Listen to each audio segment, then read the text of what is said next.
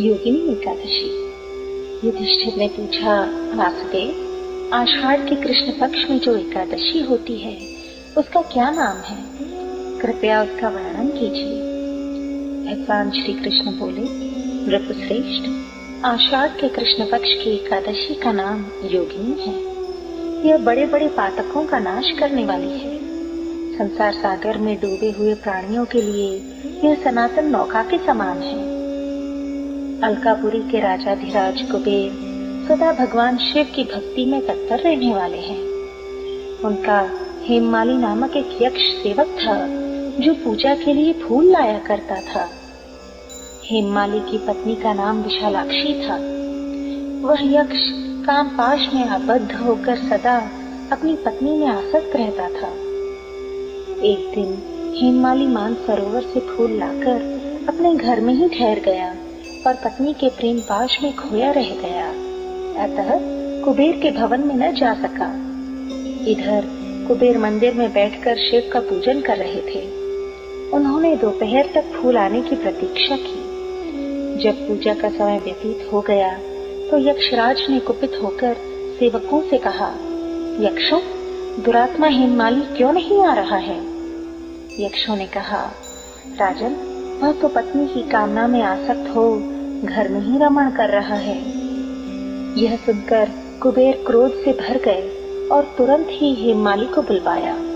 वह आकर कुबेर के सामने खड़ा हुआ। उसे देखकर कुबेर बोले, ओ पापी, अरे दुष्ट, ओ दुराचारी, तूने भगवान की अवहेलना की है। अतः कोढ़ से युक्त और अपनी उस प्रियतमा से वियुक्त होकर इस स्थान से भ्रष्ट होकर अन्यत्र चला जा। कुबेर के ऐसा कहने पर वह उस स्थान से नीचे गिर गया। कोढ़ से सारा शरीर पीड़ित था, परंतु शिव पूजा के प्रभाव से उसकी स्मरण शक्ति लुप्त नहीं हुई। तदनंतर वह पर्वतों में श्रेष्ठ मेरुगिरी के शिखर पर गया। वहां पर मुनिवर मार्कंडेय जी का उसे दर्शन हुआ। पाप कर्मा यक्ष ने मुनि के चरणों में प्रणाम किया। मुनिवर मार्कंडेय ने उसे भय से कांपते देख कहा, तुझे कोढ़ के रोग ने कैसे दबा लिया? यक्ष बोला, मुने, मैं कुबेर का अनुचर हेममाली हूँ। मैं प्रतिदिन मानसरोवर से फूल लाकर शिव पूजा के समय कुबेर को दिया करता था। एक दिन पत्नी सहवास के सुख में फंस जाने के कारण मुझे समय का ज्ञान ही नहीं रहा। अतः राजाधिराज कुबेर ने कुपित होकर मुझे शाप दे दिया, जिससे मैं कोढ़ से आक्रांत होकर अपनी प्रियतमा से बिछुड़ गया।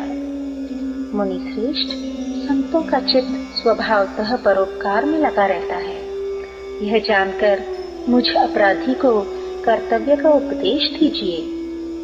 मार्कंडेय जी ने कहा, तुमने यहाँ सच्ची बात कही है, इसीलिए मैं तुम्हें कल्याणप्रद व्रत का उपदेश करता हूँ। तुम आषाढ़ मास के कृष्ण पक्ष की योगिनी एकादशी का व्रत करो। इस व्रत के पुण्य से तुम्हारा कोढ़ निश्चय ही दूर हो जाएगा। भगवान श्री कृष्ण कहते हैं, राजन, मार्कंडेय जी के उपदेश से उसने योगिनी एकादशी का व्रत किया, जिससे उसके शरीर का कोढ़ दूर हो गया। उस उत्तम व्रत का अनुष्ठान करने पर वह पूर्ण सुखी हो गया। नृपश्रेष्ठ, यह योगिनी का व्रत ऐसा पुण्यशाली है कि 88,000 ब्राह्मणों को भोजन कराने से जो फल मिलता है, वही फल योगिनी एकादशी का व्रत करने वाले मनुष्य को मिलता है। योगिनी महान पापों को शांत करने वाली और महान पुण्य फल देने वाली है। इस महात्म्य को पढ़ने और सुनने से मनुष्य सब पापों से मुक्त हो जाता है। हरि ओम।